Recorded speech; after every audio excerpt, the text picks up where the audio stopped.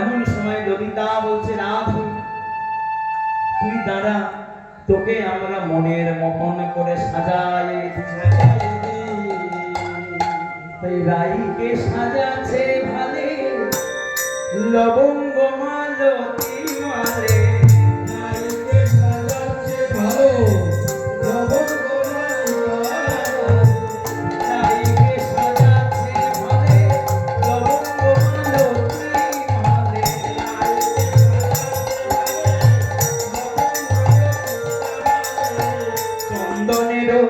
বিন্দু ভালে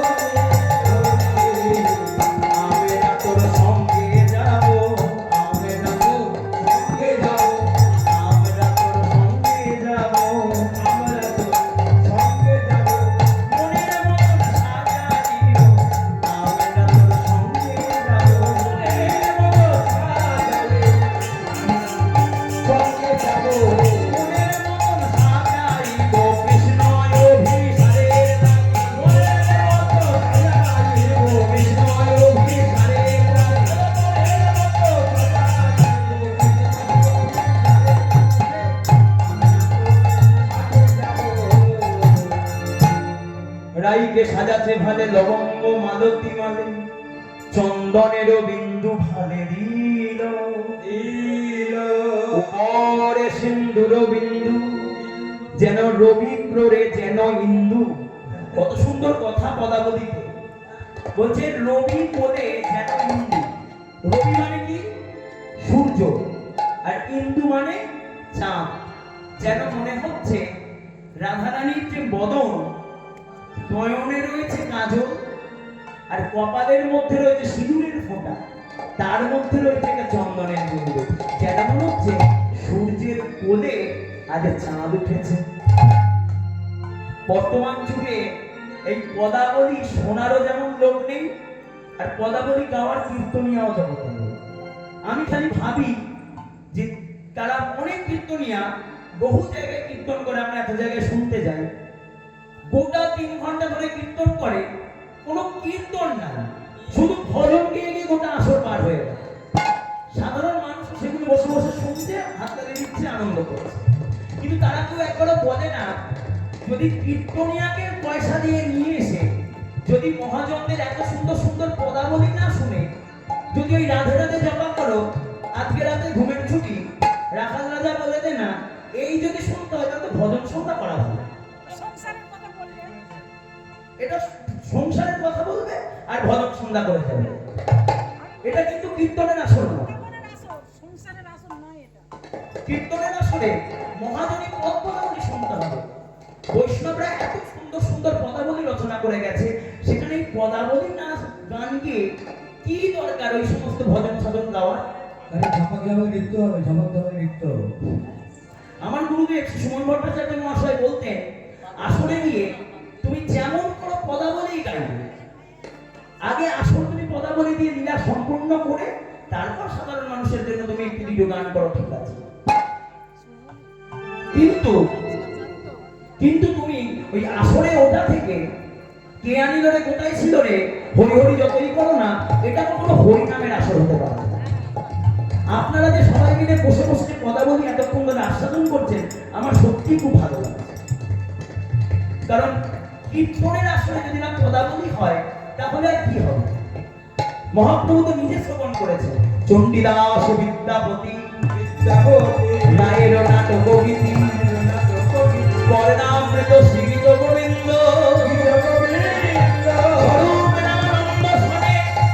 মহাপ্রভু রাত্রি গায়ে শুনে বড়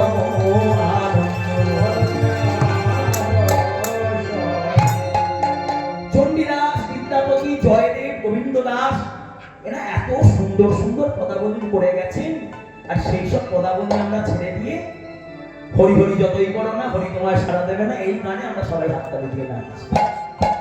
এটা কি কোনো কথা? পদাবলী কীর্তনে পদাবলীর যে মাধুর্য, সে যারা পদাবলী বোঝে তারাই একমাত্র বুঝতে পারবে। আমার স্যার বলতেন, আমার গুরুজি বলতেন, আমি মানে স্যার তো বিভিন্ন আসলে যখন কীর্তন করতে যান, স্যার তো বড় বড় তালের গান করে। নবদ্বীপের বিখ্যাত কীর্তনিয়া সরস্বতী দাস, নবদ্বীপের বিখ্যাত কীর্তনিয়া, যারা বড় বড় কীর্তনিয়া তারা জানবেন, তিনি যখন আসলে কীর্তন করে বলে নাকি দু একটা লোক ছাড়া বাকি কেউ থাকে, ওই কি করে করে হাত ধরে ধরে গান করে। কিন্তু ওনারা এখনো পর্যন্ত পুরানো যে কীর্তনের যে ধারা, সেই ধারাটিকে কিন্তু আজও বাঁচিয়ে রেখেছে। কিন্তু আজকের কিছু পূর্তি জেনারেশন যারা কীর্তনটাকে খুব নিম্ন মানে নিয়ে চলে যাচ্ছে, শুধু আসরে এসে আসরে ওঠা থেকে শুধু নাচ আর হিন্দি ভজন। হিন্দি ভজনে যদি করাতে হয় তাহলে তো ভজন সন্ধ্যা করার জন্য অনেক হিন্দি ভাষী অনেক আর্টিস্ট আছে যারা আরো সুন্দর হিন্দি গানগুলো করতে পারবে, তাদের নিয়ে সে ভজন সন্ধ্যা করানো হয়। পদাবলী কীর্তন কেন করাতে যায়? বলা হচ্ছে কীর্তন, এদিকে হয়ে যাচ্ছে পুরোটাই হিন্দি ভজন। তাই শ্রীমতী রাধা রানী আমার রাই আমার ভূষণ করে মনোহরে মনোহরে একলা কেন যাবি ধরে,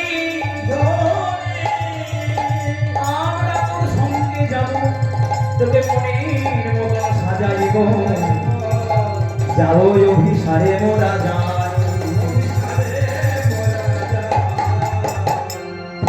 গোবিন্দ দাসেতে কয় তুলনা নাহি কোষয়, চাঁদ যেন নামিয়াছে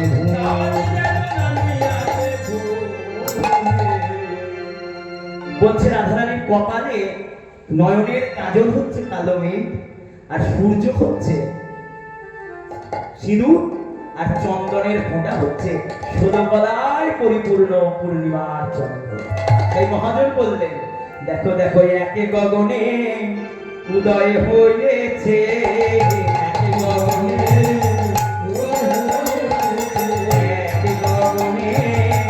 উদয় হয়েছে, একে গগনে উদয় হয়েছে, চন্দ্র সূর্য আলো মেঘে, একে গগনে উদয় হয়েছে, আমার রাধা রানী বদন বদনে, রাধা রানী বদন বদনে,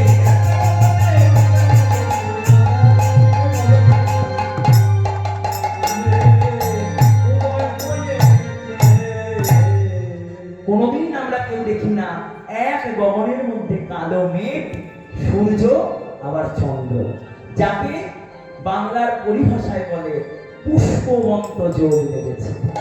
আজ রাধারানীর বদন গগনে যেন পুষ্পবন্ত যোগ লেগেছে, রাধারানীর আনন্দ আর ধরে না। আজ নীল বসন করে ধ্বনি অভিসারে যাবে বলে, আজ আনন্দে ললিতাকে বলছে ললিতা, আমার মনে আর আনন্দ ধরে, কতদিন হয়ে যায় আমার পরাণ বধুর বদন খানি দেখি না।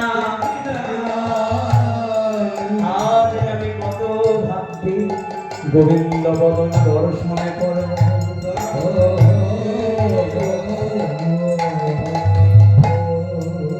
তাই রাধা রানী আমার আজি বাময়ঙ্গুলিরা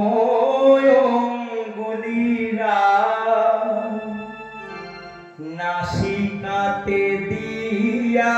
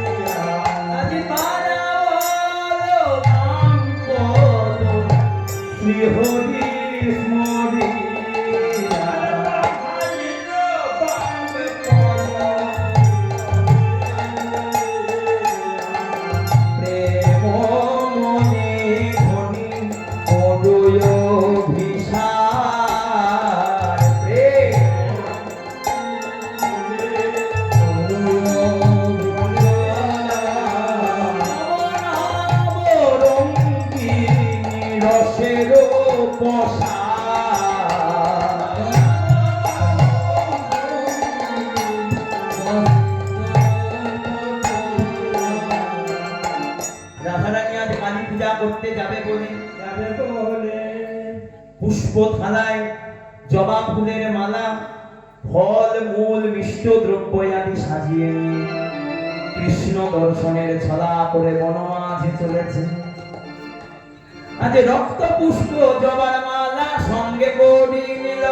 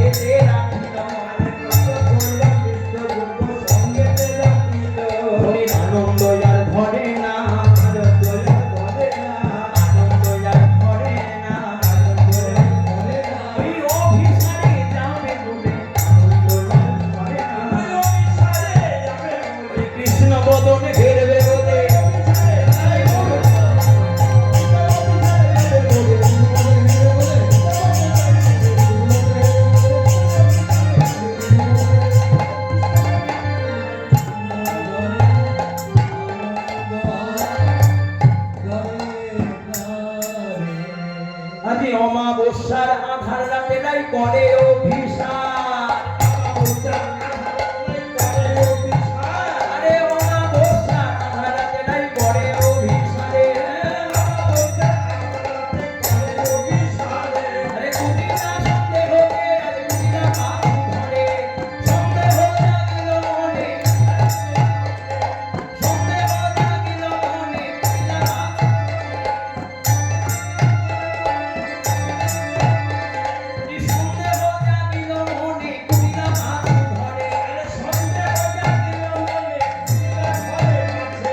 বাঁচু বাঁচু যাইল ধনী কেউ কিছু না জানি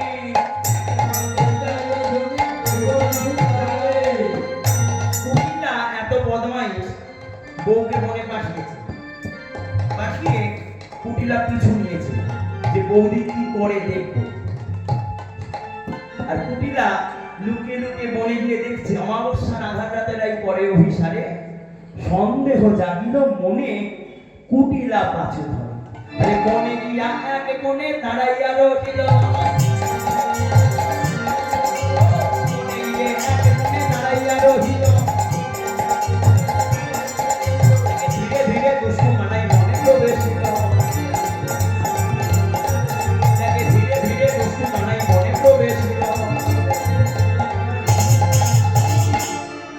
এ বাবা যা মনে ভেবেছি তাই ছি ছি ছি ছি একদম ওই দেখ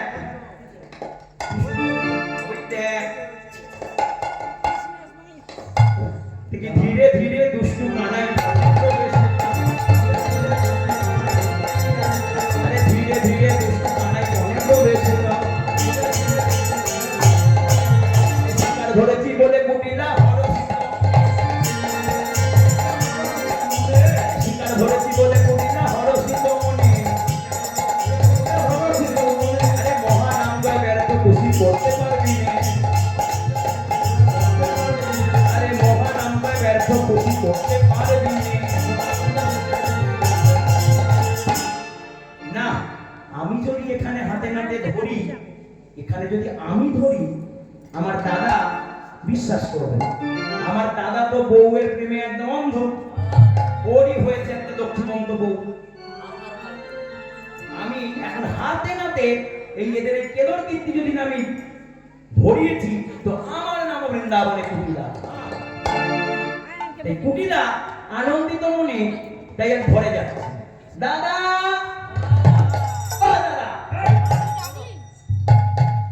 ঘরে সারাদিন বসে বসে এই কালী পুজো নিয়ে বসে থাকো, আর বনে গিয়ে তোমার বউ যা করছে, লজ্জায় মুখ দেখাতে পারছি। কি বলবো দাদা, তুমি ঘরে বসে বসে কালী পুজো করো। এক্ষুনি বনে চলো, যদি হাতে নাতে ধরতে চাও। আমি যা বলি তা বিশ্বাস করো না, আয়া না দাদা।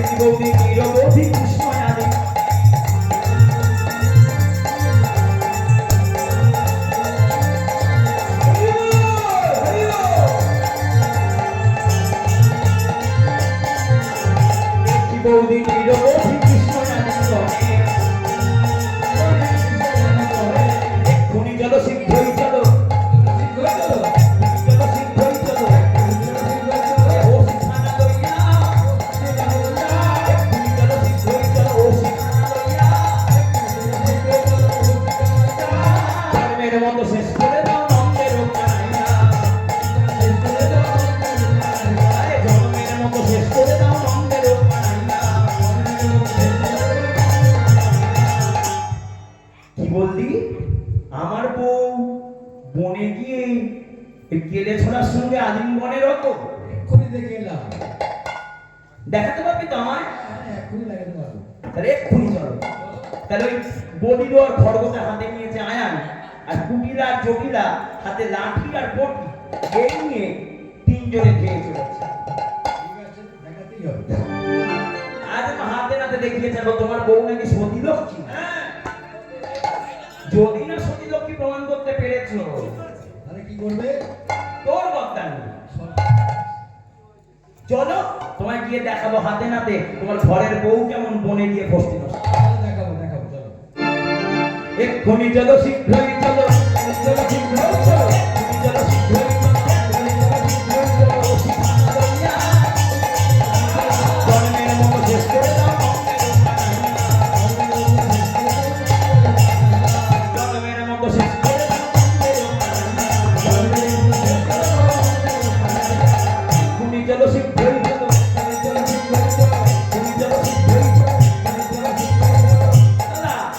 তাড়াতাড়ি করো, অত দেরি করলে হবে না।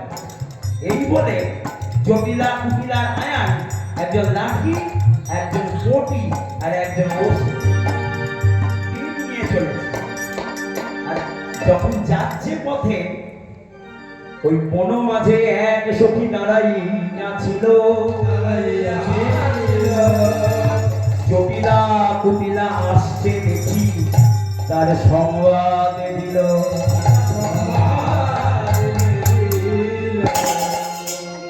রাধা তখন মূঢ়ছিত পরিপদ দলে।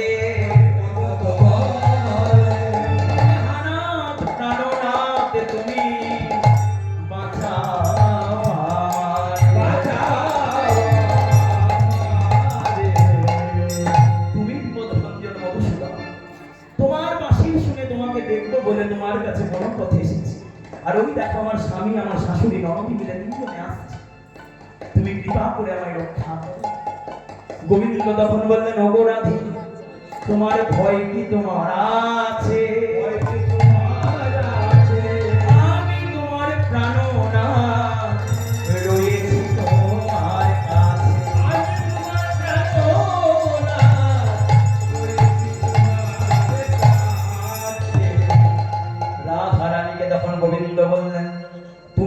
চরণ তলে বসে বসে পুষ্পাঞ্জলি প্রদান করবে।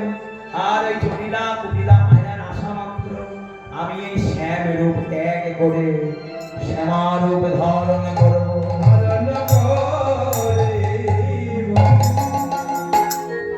আজি এত বলি কৃষ্ণ রূপ করি সম্বর, এত বলি কৃষ্ণ রূপ করি সম্বর, আরে এত বলি কৃষ্ণ রূপ করি সম্বর, করি সম্বর, আরে বনমালী কৃষ্ণ কালী হইল তখন, বনমালী কৃষ্ণ কালী হইল তখন, নয়ন মাঝারে শোভে অর্ধ শশী খণ্ড, কপাল মাঝারে শোভে অর্ধ শশী খণ্ড, আরে ধরিলেন বাম করে কাঁটা নরমুণ্ড, ধরিলেন বাম করে কাঁটা নরমুণ্ড, বল করি বনমালা লুকাইয়া কালা, বল করি বনমালা লুকাইয়া কালা, গলাতে করিল দিব্য নরমুণ্ড মালা,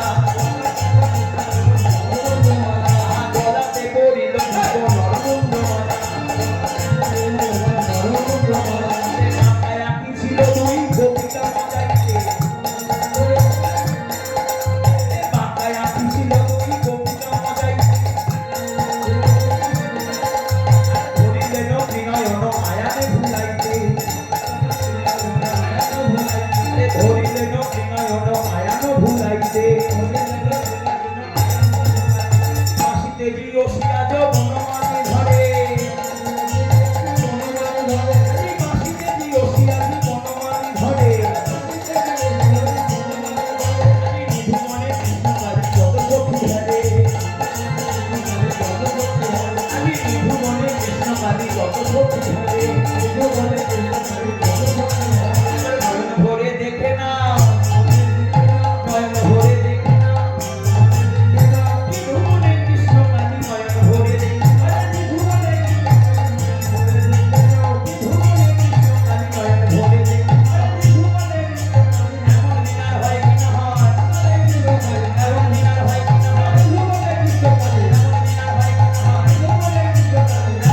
হয় কি না হয়, নয়ন ভরে দেখে না। গোবিন্দ আমার কালী সেজে আজ দাঁড়ালে, আজ মন মাঝে আয়ান জটিলা কুটিলা এসে দর্শন করছে। কুটিলা তুই যে বললি আমার সতী সাথী রাধা রানী বনে এসে নাকি কানু পূজা করে, তুই আমি তো কানু দেখি না, আমি তো দেখি জগৎ জননী শ্যামা মা। তুইও একবার নয়ন দিয়ে দে, ওই দেখ অসি মুন্ড মালা ধারণ করে শ্যামা মায় আমার দাঁড়ায় আছে। শরণাগত দীনার্থ পরিত্রাণ পরায়ণী সর্বসার্থ হরে দেবী নারায়ণী নমস্তুতে। শরণাগত দীনার্থ পরিত্রাণ পরায়ণী সর্বসার্থ হরে দেবী নারায়ণী নমস্তুতে। কালী কালী মহাকালী কালী কে প্রাণনাথ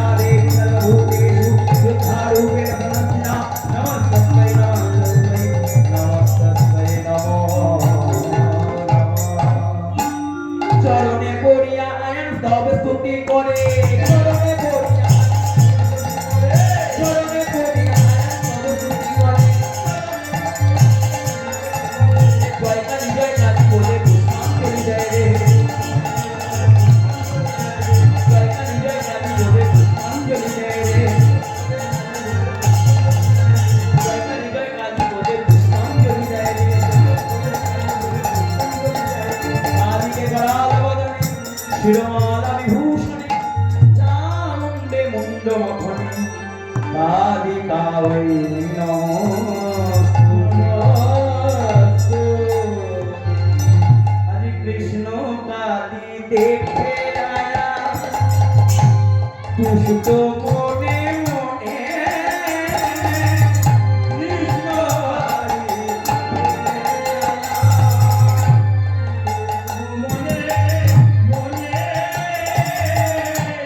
চরণে পড়িয়া মাতৃ গুণগানে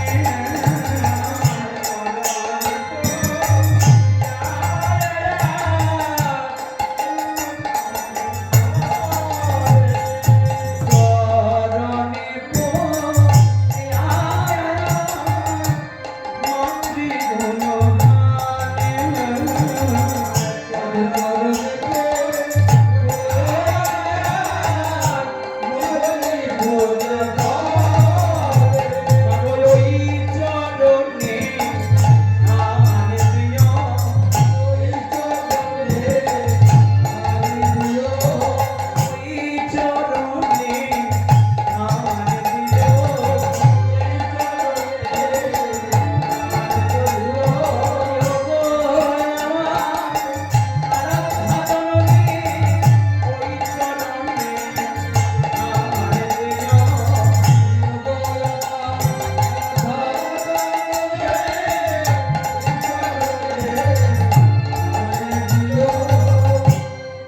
আয়ান তখন চরণে পড়ে স্তব স্তুতি পুষ্পাঞ্জলি দিয়ে কুটিলাকে বলছে, ওরে কুটিলা তুই পোড়ার মুখী, আমার সতী শান্তি বউয়ের নামে তুই রটাতে চাস কলঙ্কি। দেখলি আজ আবার তোর একদিন কি আমার একদিন, চল তুই ঘরে চল, তোর আমি কি ব্যবস্থা করতে হয়।